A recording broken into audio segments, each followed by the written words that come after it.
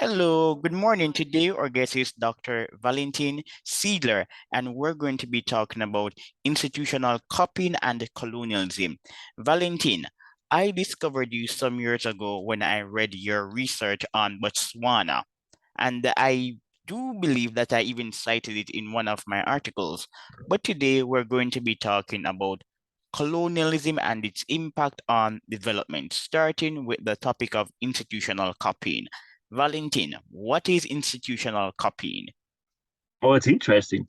Institutional copying is what everybody does, but no one really talks about.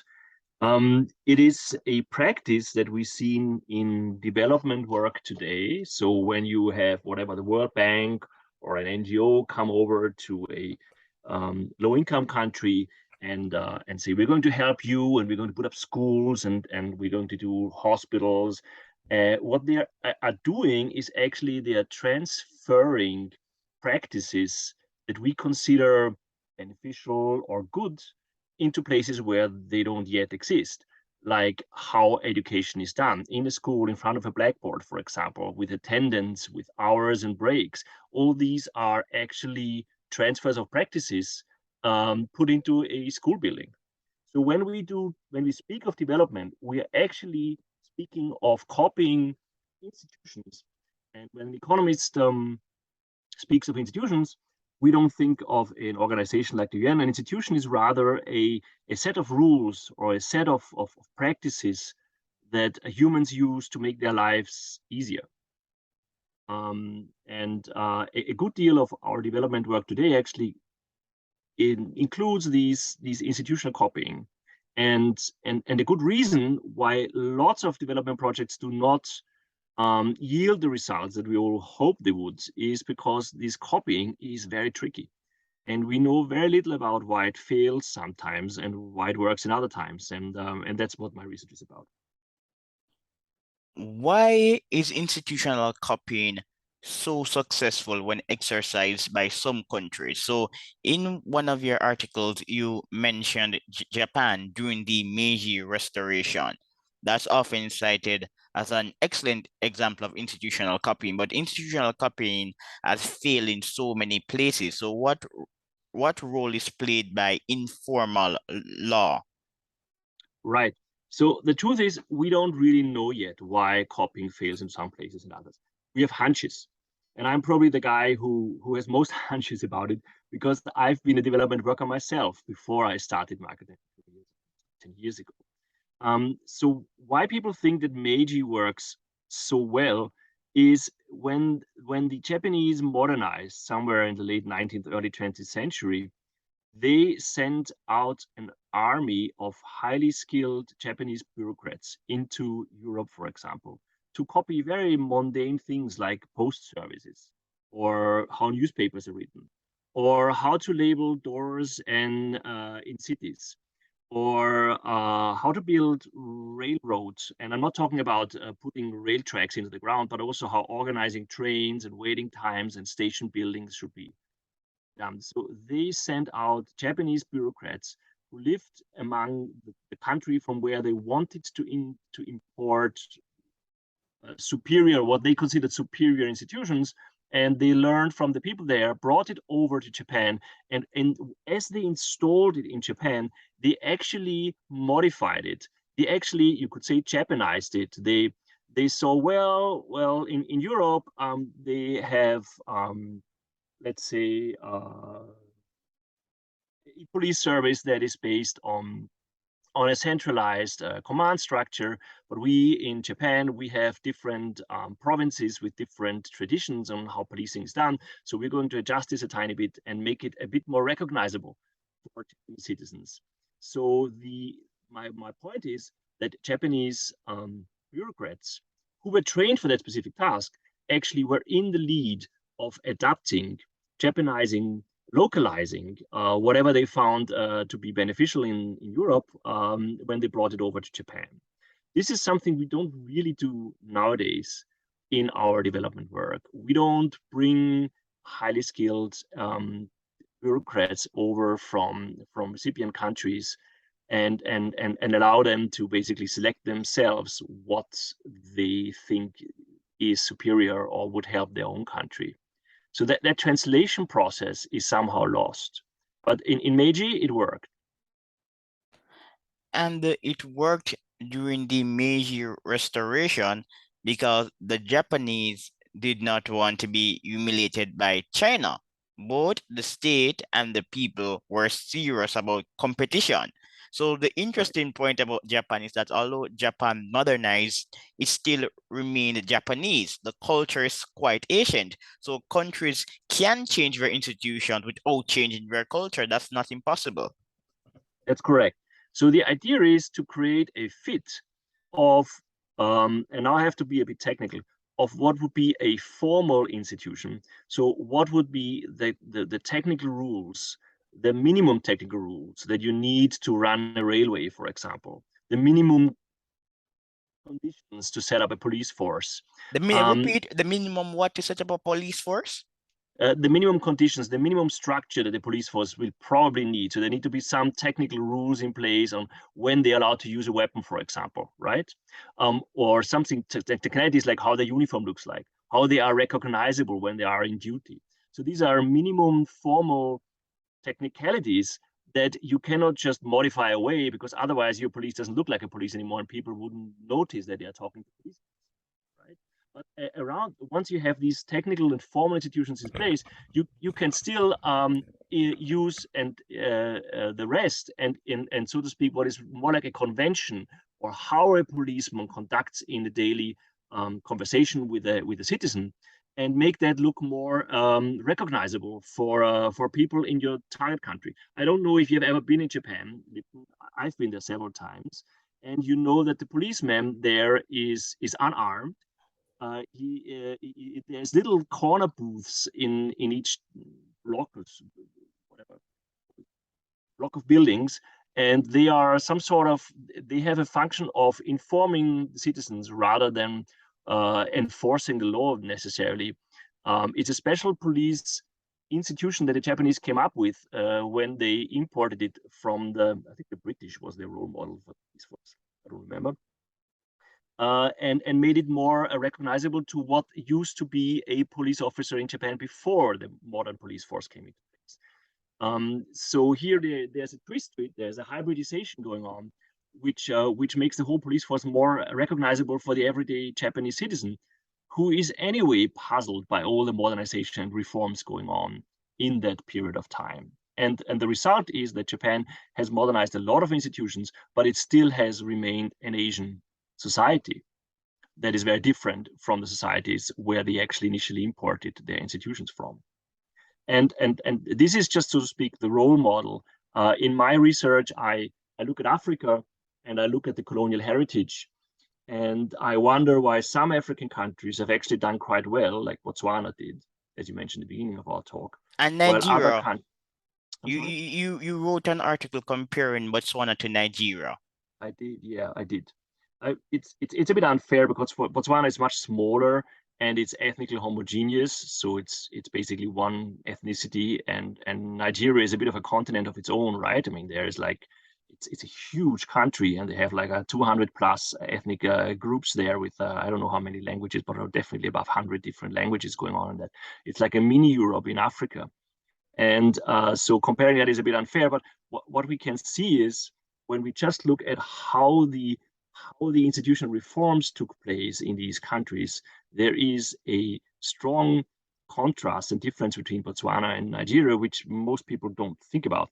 And that is that in general, in all these former British colonies, most of the institutional reforms took place in the years before and after independence. So what would be the counterpart to the Japanese Meiji Restoration, where a lot of institutional reforms took place in a short period of time? That to Africa would be the time of decolonization. So the British knew that they had to leave, and they wanted to leave a country with at least a minimum of democratic and European institutions in place, something like a school system, something like legislation, something like a public service that is politically neutral, doesn't serve the master but serves strict rules, also a central bank that controls the flow of currency. All these institutions were hastily installed in these former colonies just before independence, actually. And then the British left, and the African societies and governments were left to deal with these newly erected institutions that they just had inherited a few years before. And here's a big difference. Botswana, for reasons that I can explain a bit later if you want to know, actually wanted the Brits, the former British colonial officers, to remain in the country as advisors. So we see that some 10 years after independence, around 50% of all senior staff in the governments, in the departments, in the ministries are still British. They are the same people who used to run the show some 10 years before, but they're only advisors. They have no more formal authority or power about anybody. They just hang out basically and help the people deal with the institutions that they just inherited. It's something simple like telling them where the file XYZ has been stored, how to deal with issuing a passport, what we do if teachers don't show up at class. Simple things that helps them, the Botswana civil servants, to better slip basically into their roles of managing institutions that the Botswanas hadn't really come up on their own. Whereas in Nigeria, the independence is much more messy. We have northern Nigeria, which is very different from southern and western Nigeria. We have different regimes there when the British leave, and more importantly, when Nigeria gains independence, the British have not yet come up with some sort of subsidy system which subsidizes the salaries of British colonial officers that remain as advisors. So when Botswana gains independence in 1968, the British have realized that it's helpful to keep, if they wanted, to keep British advisors in the country, and they basically continue to pay their salaries. By 1960, when Nigeria colonizes, this scheme hasn't been set up yet by the British Treasury, has blocked it for a long time because it's very costly. So the British officers, they just leave at independence. Or even before independence, they see the country is going independent, their job's gone, they have to look for other jobs, and they just leave with their families, and they do hand over all these institutions from the central bank to an education system. But when independence comes, there's very few British left to actually tell and help the Nigerians run the institutions that they just inherited. Does this make sense? Yes, it does. And I'm quite familiar with your writings on the role of bureaucrats. This is actually your area of expertise. How do bureaucrats aid in the developmental process of developing countries? Right. That is exactly, and it comes from my personal experience. If I may, I used to be a Red Cross worker, so I was sent into Africa, but also Asia to exactly do what I just explained to you, to help people install schools and hospitals, build bridges, this kind of stuff. And one of my last jobs I had before I became an academic was East Timor, which is a small peninsula north of Australia. It used to be Indonesian, but they had a quite bloody civil independence war and became independent, and Red Cross moved in, and lots of UN peace forces, and helped the country get back on their feet. I was there when actually quite soon after independence, and the very young and inexperienced bureaucrats in the ministries were a bit overwhelmed with managing all these institutions, very mundane things like the traffic system, the traffic code. The country hadn't had its own traffic code. They didn't even have their own language. They didn't want to speak Indonesian anymore for reasons that are quite clear, because they had been treated quite badly by the Indonesian occupiers. So they decided to speak Portuguese. So when I went there, I was surprised to see that in a country that has decided to be Portuguese as their main formal language, no one spoke Portuguese because no one knew how to speak it. Only very old people that still remained over from the Portuguese colonizers could speak Portuguese, and very, very young kids in school. So they had huge issues with passing laws in Portuguese, which then in the end no one could read. It was a huge problem. But I tell you another issue. I was involved in setting up the first traffic light in East Timor, in the capital Dili. The administration wanted to have a traffic light, also maybe because they wanted to show that modernization has arrived. The country didn't have a traffic light when I arrived, and it would have been their first traffic light. So they had endless meetings in the ministries with very lovely and highly motivated bureaucrats on where and how and put up that traffic light and where to get it and how to electrify it and all sorts of stuff. And in the end, after years, they actually put up their first traffic light on a circular at a roundabout. So a circular place where actually, by definition, a traffic light is not necessary, right? A roundabout is a place where cars go in and out without stopping or stopping very briefly, but you don't need a traffic light. But they put the traffic light there because it was the most central place in Dili. And they wanted the people to see that modernization has arrived. So the traffic light was a disaster. There was accidents. People didn't know what this thing is. They actually went out and looked at it. So they drove into traffic light, stopped the car, and looked at the light because it was fascinating. And what we see is that if an institution like a traffic light, which is very useful in Europe or in US, if it's put into place without prior institutions in place, like a traffic code that explains people why the traffic light is necessary, or without the bureaucrats actually having the technical knowledge about a traffic light, right? Things might go backwards. A good intended or well-intended traffic light might actually cause accidents. So the traffic light was disabled again. I took a picture of it before they took it down again. And now there's no more traffic light at the roundabout, and there's traffic light at other places, of course, now. But I think it's a nice example about how even well-intended modernization attempts and efforts might backfire if the bureaucrats in charge are just inexperienced. And I'm not talking about corruption here. I'm just talking about people handling institutions which they themselves haven't experienced yet. Does it make sense? It does.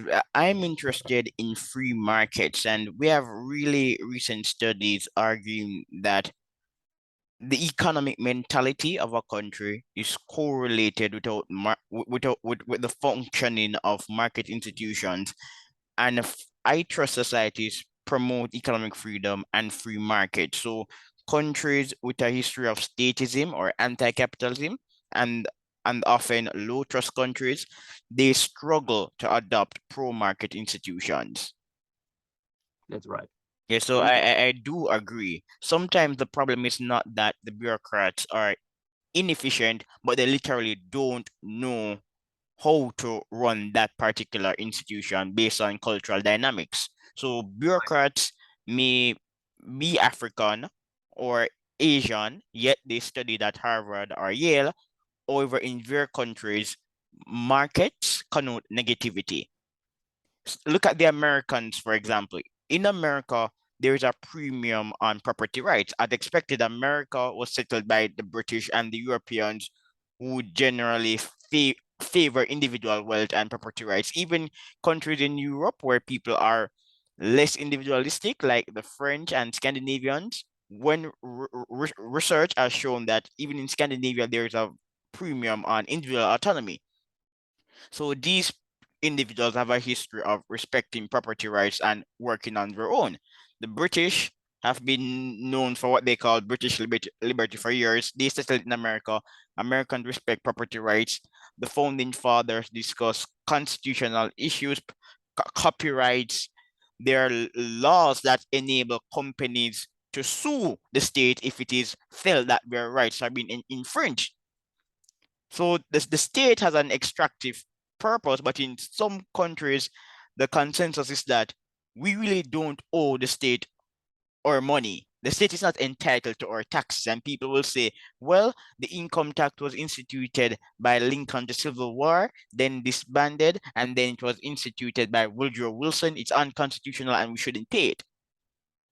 So businesses will naturally flourish in these environments because the notion is that you're in business to innovate and to make a profit. The government is really a parasite. It's a necessary evil. Yes. So in a country, let me make a quick point before we continue. So like in Jamaica, we were under the IMF program. and the both parties were praised for how the program was managed. But the IMF program cannot change Jamaica's approach to economic freedom. So as a small That's country, yeah, exactly what it is. exactly. So economic freedom, that's a big issue in Jamaica. Politicians, they will talk about markets, they will talk about innovation, but they don't mention economic freedom. So here we are. Let me connect to that. There is, so we all know that we need economic institutions, economic freedom for reaching a level of prosperity that humans actually is unknown. Last 4 or 5,000 years, we humans haven't known the level of economic prosperity and wealth that we experienced in the last 150 years, right? So the big driver behind this is economic freedoms, it's property rights, it's democratic rights. We all know that. The question is, how do we get there? Installing an IMF program on a small state and saying you're going to run this for 8 years, and together with the money that you get from us, you're going to now follow or install rules and regulations that protect property rights or other economic liberties, is not going to have the effect that you want. It's basically some sort of lip service. There's actually literature by, and now you got me there, look it up in a minute, by very recent literature by Harvard economists who think that that might actually be intentional. So there's an incentive for receiving states to look like as if they had installed all the right things, right? All the economic protection, all the liberties, all the democratic rights, and they just mimic this on the outside, knowing that in the inside they're going to do things as they always used to do. So they take the money, they install and pass the laws that are necessary to appease the IMF and to make them look like a modern state. And the truth is, they remain doing what they've always been doing. And we have then economic reforms that look like there has been a reform, but the truth is that inside things still run like they used to run before. They call it mimicking, or yeah, they call it institutional camouflage. No, institutional mimicry, I think they call it. So that might actually be a valid option. But can I go back to the human agents, Of the course. chaps in the ministries who are supposed to run the show? So they get conflicting information, right? So they have a written law that says from now on you're going to protect property rights, and your department, whatever department that is going to do everything to the citizens and protect property rights. At the same time, they get very strong informal guidance by their superiors, by ethnic groups, by family relation, even kinship or stuff, that tells them, nah, maybe it's much better for all us if you don't follow the strict term of the written law, but give a helping hand to these and that guys. That's a friend of the governor or of the president or of the president's niece or wherever, and I think he or she should have the permission to build the hospital or the industry or whatever they want to do, or the house. And these conflicting incentives is exactly what we see a lot in emerging and poor countries, because the institutional frameworks are contradictory. So they might have a written law that looks on the outside like a modern property titling system, but on the inside, the agents that are supposed to execute it are following other incentives that are way older, more persistent, rooted in how things have been done for centuries. And that conflict leads to a level of corruption that is of course detrimental to any way of reaching prosperity the way we. So I think to successfully tackle that, we need to permit, especially the IMF in this case, need to be more realistic, and we need to permit a sort of what Danny Roderick calls second best institution. We should not try to make Jamaica look like the US, because they are not the US. We should say, you guys, I mean, some stuff of your property rights really needs upgrading. You probably in the 8-10 years where the project runs are not going to reach US levels, and you don't have to. Why don't you just improve this tiny bit and that tiny bit, and or come up with other suggestions on how you would guarantee property rights under your own regime. So we won't get to the protection of property rights that rich countries have, but we might get you a small step towards that. in your own way, basically. They call it second best option or second best. And I think that's a good way forward actually. And it's not really been done at the moment, but would be helpful. Yes, and you argue people like Roderick and Grindle favor Mm, such tailored second-best institution over what Evans calls institutional monocropping. What's that? exactly. So institutional monocropping is if you, and I would add arrogantly, think that there is a single set of institutions that will guarantee prosperity, wealth, and economic growth forever, to make it bit more more illustrative. So, and that would be some mix of what the US has or what Europe is using. And monocropping would mean that you just implant these institutions that are highly successful in the US or in Norway or in Germany into poor countries, and off they go into prosperity. That of course doesn't work. So there is people like Roderick but and Grindle who think we should allow these countries to experiment around. Say, you guys, this is how it looks at the moment, and you must agree it's not really great. We don't expect you to come up with exactly the same uniform set of institutions that we use, but you might want to look around and see what of the stuff that we use is easily low-hanging fruit to be implemented with you guys, and it will bring you just a small bit closer to having a property right protection system that works for you guys. That would be the second best option. And it's that's definitely what they should do. But the question is, how exactly do we pick this? Who is going to pick the little bits that Jamaica can already do today? Is this going to be highly paid expert advisors that come with the World Bank? Is it going to be Jamaican bureaucrats? Do they have the training to do that?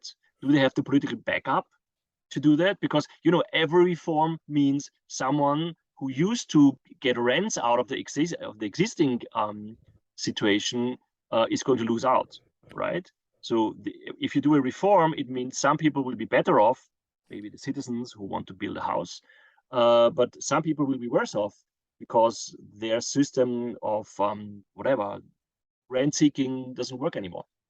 It's So yeah, expensive and inefficient. As for Jamaica, I doubt that we're going to produce a reform leader anytime soon.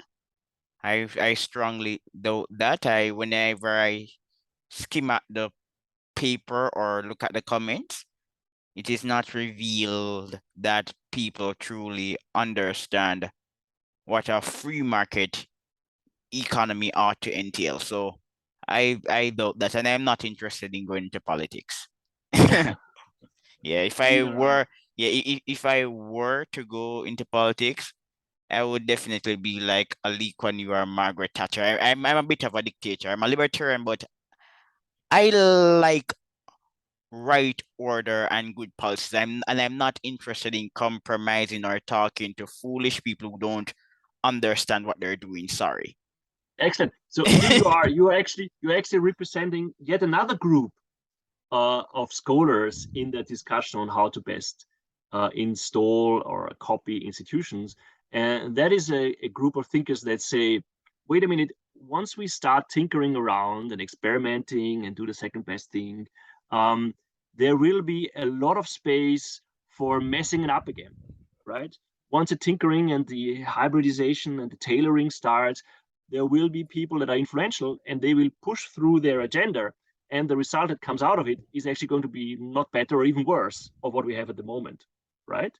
So why don't we just brutally top down enforce uh, what needs to be done, and rather run a lot of campaigns to educate the people to understand that the reform is necessary and good for them. That actually has happened several times in history, and even with the success, right? In one of the papers I write about it, there is the Chinese food binding. There is enforcing Jim Crow in the U.S. There is other examples might be um, the what China or Singapore do at the moment in Asia, where they actually their bureaucrats decide more or less top down what needs to be done after some sort of deliberation, I have to say. And if you then take a law, if you have a state that is capable of enforcing it, so if you can put a policeman behind each traffic light, and that policeman is well paid, non-corrupt, and will enforce the traffic light, then with time, the people will realize that the traffic light is to be respected, and they will realize that there's maybe even some sense in respecting a traffic light, that they're all better off if they all respect the traffic lights. So it's yet another group of thinkers who say we shouldn't tinker out too much. It opens the door for even worse political influence and rent. We should just top down enforce the regime that we want, and then we need to invest a lot in the enforcement costs ex post. Yeah, Valentin, is there a positive relationship between colonial bureaucrat and governance quality based on your research? Oh, absolutely, absolutely. So we found, and I'm still working on a second paper here, we found that in countries where the British colonial officers remained as advisors, so without any authority, as advisors after independence in their positions, in their departments where they used to work, we actually see that these countries are much better off on almost everything, on governance, on transparency, on property rights, on on on uh, on uh, on following law and order. Um, Simply, we don't know exactly why, but probably because the crucial first years of running the show alone, people were around who knew how this is supposed to work out in the country of origin, right? So if you assume that most of the modern institutions that Africa, British Africa or French Africa follows today, it has been installed by the former colonial power around independence, then it matters that after independence, a good chunk of the people who ran the show before and who know how it's supposed to look like in the country of origin are still hanging out. And we see there a very, very strong correlation with the number of advisors that stay on after independence and all these institutional indicators that I just mentioned. So yes, I think there is something in there. But the case of Bornu in Nigeria was different. Right? In Yes, and I read that piece. I think it's quite fascinating. Borno, you argue that clientelism was a major impediment to the diffusion of pro-transparency norms. That's true. That has several reasons. Borno is for our listeners or that they don't know as in Nigeria. Borno is in the northern part of Nigeria, where we border the Sahel. It is in the north east. It borders Lake Chad. It's also the area where we see a lot of violence in recent years, sweeping down from the Sahel into northern Nigeria. And it is the area that the British occupied somewhere in the late 19th century with a very small military force. So when the British occupied this huge, North Nigeria is huge, yeah? And even Borno is huge. When they occupied that province, they actually came to a swift agreement with the local leaders and these are Muslim societies, so the local leaders is a sheikh or a sheifu or some sort of a local leader that has political and religious power in one person. And the British they accepted the British rule, but the British at the same time guaranteed that they are not going to micromanage and mingle too much in how things are run up there. And the British also guaranteed that they could keep their religious, their mix of religious and political power, which is something they abolished in other colonies, right? So a lot of the political authority of the Shehu is actually based on his religious standing as a religious leader. When the British left, they made an exception in the constitution of Nigeria so that the leaders of northern Nigeria, especially Borno, were continued to be allowed to basically rely on that religious power. They never really modernized how administration of northern Nigeria should look like. In the southern parts of Nigeria, which is also huge, they enforced a system that resembles much more an administration, a bureaucracy that we would find in Europe or that we would find in other African former British colonies. But in the north, they were just never enough people, or not what Kirk Green calls the thin white line. There was just very few Brits in that remote area of Nigeria to tell anybody what needs to be done, and they didn't really install a lot of modern or British institutions. Yes. So Valentin, this is an example of how the failure of colonizers to undermine negative institutions led to underdevelopment, because some scholars would argue that colonialism disrupted native institutions, but not all pre-colonial institutions were positive. Well, I wouldn't want to begin a moral argument about if You don't have to. We're actually wrapping up, so you don't have okay. to. Right, thank you. But I think that if we agree that institutional reforms, if they're done right, will lead into prosperity, wealth, and just more money to go around, then we might want to agree that reforming existing institutions is the way forward. So if the British, by luck or by intention, installed European institutions in the country that they ruled to varying extents, as we just discussed, that might have been beneficial for many countries for which the institutions actually worked. And Nigeria is an example where we see that the British installed these British institutions to varying extents. They were much more installed in the southern parts of Nigeria than in northern parts. Why Borno has a huge problem now is not necessarily only because the British failed to install the institutions. There's also external forces. There is military sweeping down from the Sahel. That I would not dare and say that their institutions are inferior to start with, but definitely they would benefit from reform. I would say that. All right. Thanks for showing up. I really, yes, I really enjoyed the conversation, but unfortunately, we have to go. Thanks again, Valentin. Thank you very much and have a lovely day. You too. Bye-bye. Bye.